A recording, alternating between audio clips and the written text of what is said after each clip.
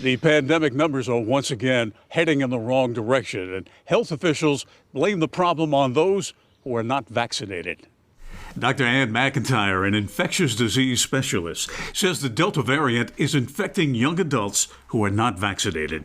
What I really wish I didn't have to see was a patient in the hospital that thought that they were going to be otherwise fine if they got the disease.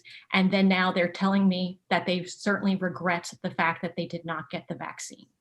And these are individuals that are now on oxygen and don't know what the future may be for them. Dr. McIntyre urges anyone who hasn't gotten their shot to get the information they need to make an informed decision. Make that educated decision, because we are in a different situation than we were some time ago. In some ways good, because we have vaccines available, and in other ways not as good as we were just a few months ago, unfortunately. What about those of us who are vaccinated? Do I have to worry about Delta? The vaccine as it is right now is actually still very effective versus the variants.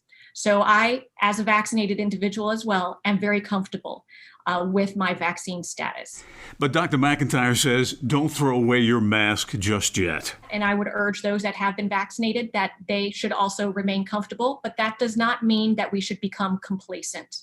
If you are going into an area where you may be among individuals who are not fully vaccinated, I would actually still consider, if you're in a crowded space, to wear masks. Parents have heard conflicting recommendations about children wearing masks in school recently. The CDC says vaccinated students don't need them, but the American Academy of Pediatrics says all children aged 2 and older should wear masks in school, even if vaccinated.